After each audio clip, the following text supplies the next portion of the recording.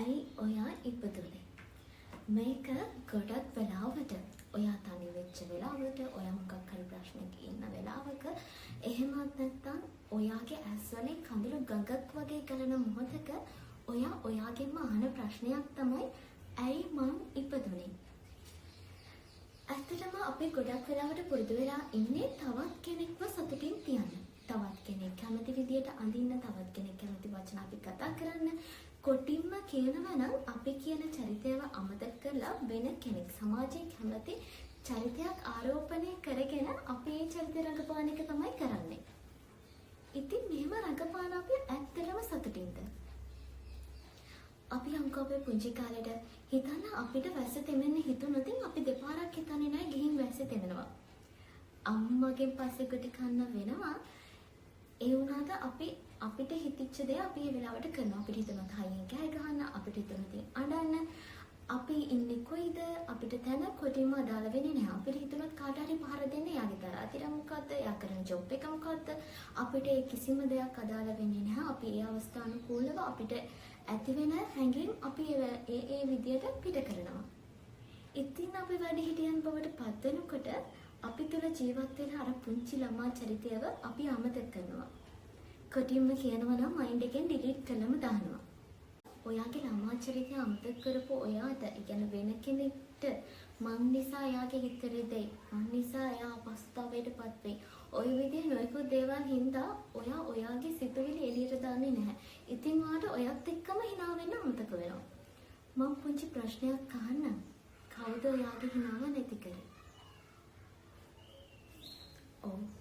ඔයා මට ගොඩාක් උත්තර දෙන්න. ඔයාගේ දෙමාපියන් නිසා, ඔයාගේ සහෝදර සහෝදරියන් නිසා, ඔයාගේ යාළු යාළුවන් නිසා, ඔයාගේ පැම්වතා පැම්වතිය නිසා, ඔයාගේ බිරිඳ සැමියා, මේ විදිය නොයෙකුත් දෙන ඔයාගේ නිදහස නැති කරා කියලා, ඔයාට හරි හැමන් දීපලක් පවුලෙන් ලැබුණේ නැහැ කියයි. නොයෙකුත් ඔයාට ජොබ් එකේ ප්‍රශ්න කියයි. ඉතින් ඔන්න ඔය විදිය නොයෙකුත් දේ නිසා ඔයාගේ සතුට අහිමි වුණා කියලා ඔයා මට උත්තර විදියට ඉදිරිපත් කරා. හිතන්නකෝ, මේ කිසිම දෙයක් නෙවෙයි. ඔයාගේ හිනාව අතුරුදහන් වුණේ ඔයා නිසාමයි. ඇයි මං එහෙම කියන්නේ? මොකද ඔයා දන්නේ නැහැ ඔයා කවුද කියන්න. ඇත්තම කියනම නම් ඔයා මේ ලෝකෙට ආවේ, ඔයා ඉපදුනේ තවත් කෙනෙක්ව සතුටින් තියලා ඔයා මැරිලා යන්න නෙවෙයි. මොකද ඔයා දන්නවා මේ ජීවිතේ අපි දන්නේ අපිට කොයි වෙලාවෙ අහිමි වෙයිද කියන්න.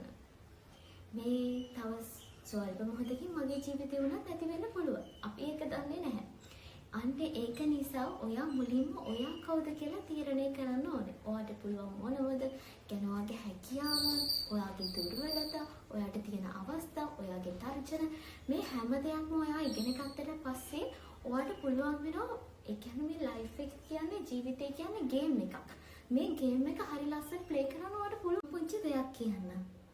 හිතන්නකෝ වතුර බෝතලේ අපි දෙබහට ගන්න වතුර බෝතලේ ගමේ කඩේකින් ගත්තොත් ඒක එක මිලක්.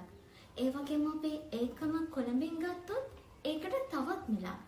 එතකොට අපි ගුවන්තොටුපළේදී වතුර බෝතලයක් ගත්තොත් අර දෙකටම වඩා ඉතාමත් ඉහළ මිලක් තමයි ඒ වතුර බෝතලේ ගන්නේ. ඉතින් මේ එකම වතුර බෝතලේ තැන් කිහිපයක විවිධ මිල තමයි සටහන් වෙන්නේ.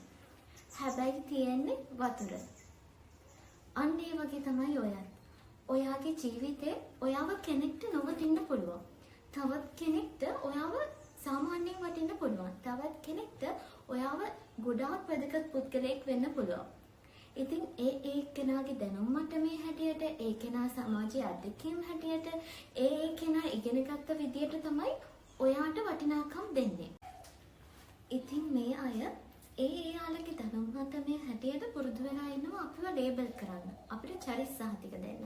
ඉතින් ඔයා කාගේවත් චරිත සහතික බලාපොරොත්තු වෙන්න ඔයාගේ ජීවිතය ගත කරන්න ඕනේ නැහැ. ඔයාට තමයි ඔයාගේ ජීවිතේ තීරණ ගැනීමේ සම්පූර්ණ අයිතිය තියෙන්නේ. එහෙම කියලා මං කියන්නේ නෑ ඔයාට සමාජයේ වැරදි වැඩ කරන්නේ කියලා. ඔයාට තියෙන්න ඕනේ ඩිසිප්ලින්. ඒ ඩිසිප්ලින් කියන්නේ සර්න් විනයක් ඇතුව ඔයා වැඩ කරන්න ඕනේ. අන්න එහෙම වැඩ කරනකොට ඔයා කැමති විදිහට ඔයා තමයි දැනගන්න ඕනේ ඔයාව සතුටින් තියන්න. ඔයා තමයි ඔයාට ආදරය කරන්න ඕනේ. තවත් කෙනෙක්ගෙන් ඔයා ආදරේ බලාපොරොත්තු වෙන්න එපා කවදාවත්. එතකොට මේ ලෝකේ වෙනස් නොවන කිසිම දෙයක් නැහැ. ඉතින් මේ මිනිස්සු වෙනස් වෙනස් වෙන පාරට අපිට අපේ හිත රිද්ද ගන්න වෙනවා. අන්න ඒක නිසා ඔයා පුරුදු වෙන්න ඔයා ඔයාටම ආදරය කරන්න. ඔයා ඔයාට කරුණාවන්ත වෙන්න. ඔයාගේ වැරදි වලට ඔයාම සමාව දෙන්න. අන්න ඒ විදියට ඔයාම ඔයාගේ හොඳම යාළුවා වෙනකොට ඔයාට පුළුවන් වෙනවා මේ ජීවිතය හරිම ලස්සනට ගත කරන්න. ඉතින් ඔයා ඇත්තටම ඔයාට ආදරය කරනකොට ඔයා ඔයාට කරුණාවන්ත වෙනකොට මේ මුළු ලෝකෙම ඔයාට ආදරය කරන්න ගනීවි. ජීවිතේ හරි ලස්සනට ඔයාට ගත කරන්න පුළුවන්. හරි ලස්සනට ඔයා හොඳ මිනිසෙක් කියලා ඔයා තුළ ජීවත් වෙන හරි ලස්සන මිනිස්සෙක් අවදි කරන්න. ඔටුන්නක් බලන්දුවේ ඔළුව කෙලින් තියන් ඉන්න මිනිසුන්ගේ හිසේ මිස වෙලේ ඉන්න පඹයන්ගේ නෙවෙයි. පඹය හැමදාම වෙලේ දෙපැත්තට වෙන හිටියා. අනික් අය පොඩි ගහනකම් බලන් ඉන්න එපා. ඔයා වැඩ කරන්න. එතකොට ඔයා වෙනුවෙන් නිකම්ම අත්ප්‍රසන්න නැගෙයි. මාව සබ්ස්ක්‍රයිබ් කරපු හැම ආදරණීය හිතකටම ගොඩාක් ස්තුතියි. කමෙන්ට් කරන්න. එතකොට මට දිගටම මේ විදිහට වීඩියෝ ඔයාලට ගේන්න පුළුවන් වෙයි. ලයික් කරන්න, ෂෙයා කරන්න අමතක කරන්න එපා. ඉතින් ඔයාලා හැමෝම සතුටින් පරිස්සමෙන් ඉන්න.